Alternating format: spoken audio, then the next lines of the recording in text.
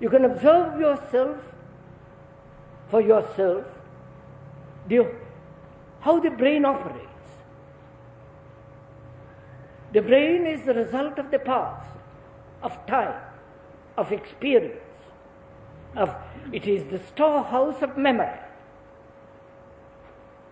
And memory is the past.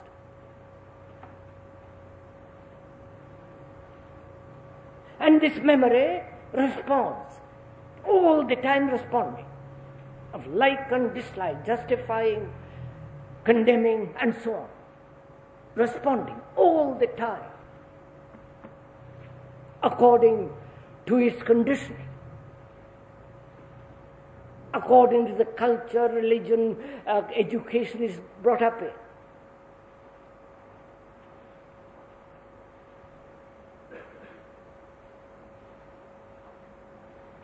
That storehouse of memory from which thought arises guides most of our life.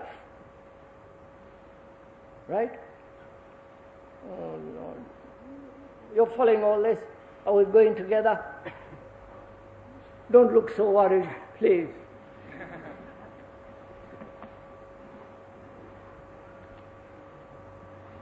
If you don't quite understand it, now we'll go into it a little later afterwards. So relax and take it easily. Because it's really quite an immense thing if you can grasp it.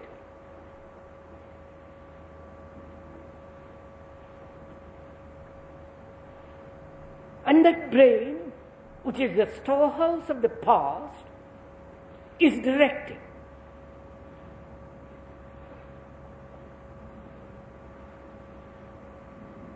Is shaping our lives. Every day and every minute, conscious or unconscious.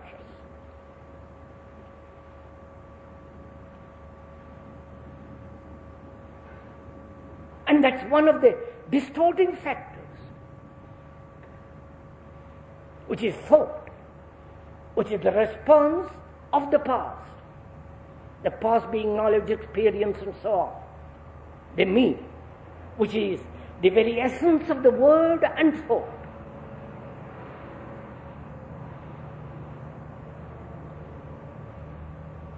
Now, can that old brain be completely quiet?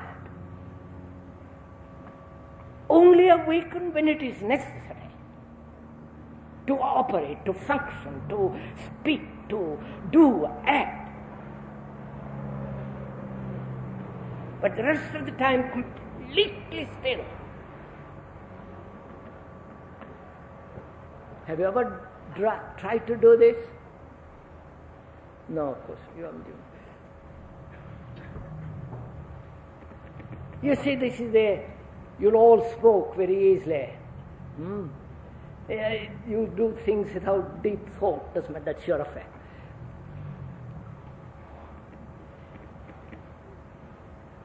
Meditation implies not the orthodox meditation, not the Zen meditation, not the meditation through repetition of words, all that is stupefying, mechanical, no meaning. The real meditation is to find out whether the brain, with all its activities, with all its experience, can be absolutely quiet. Not force it, because the moment you force it, there is again duality. The entity that says, by Jove, I like to have marvelous experience, therefore I must force my brain to be quiet. Will it? You will never do it.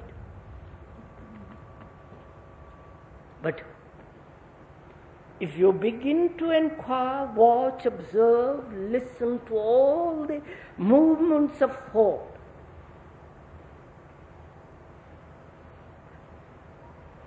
its conditioning, its pursuits, its fears, its pleasures, how the brain operates, then you will see the brain becomes extraordinarily quiet.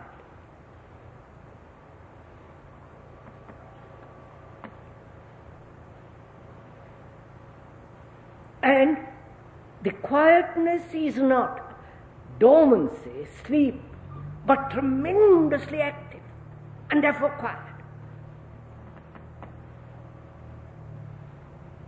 You understand a machine, a big dynamo that's working perfectly, ticking over, well-oiled, doesn't hardly make any sound. It's only when there is friction, there is noise. So the brain,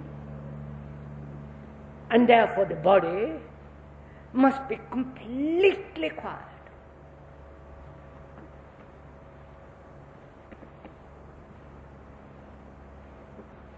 So one has to find out whether your body can completely sit still or lie still without any movement. Again, not force it.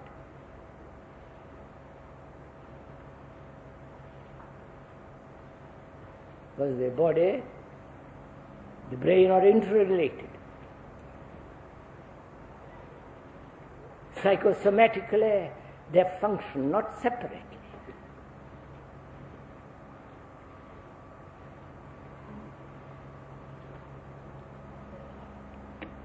Shall we go on? We're meeting each other. We are communicating with each other.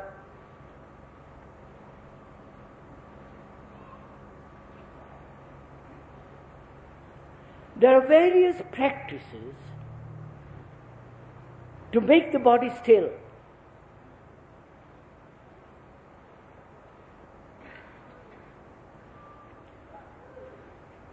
Again, these practices imply suppression. The body wants to get up and go away and walk.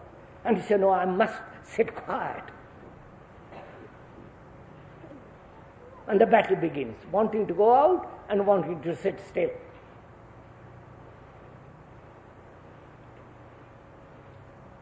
And in this, there's this whole thing called yoga. You ever heard about it? Oh Lord. You're rather, I suppose, the whole world is upside down. When one is concerned only with social activity, social reform, revolution, all the other things escape or put aside. But if you want to understand the whole business of life, you have to understand everything that is contained in it. Human life, psychologically. The word yoga, you'll find dozens of books all over the world, written by all the specialists, means to join together. The very word join together is wrong, which implies duality. You understand? Therefore it has quite a different meaning, which we won't go into now.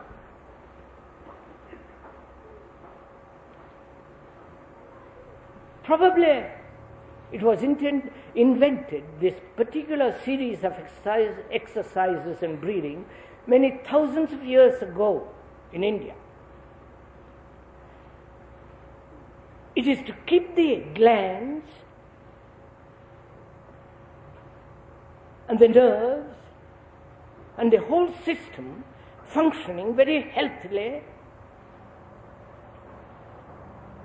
without medicine, and keep it highly sensitive.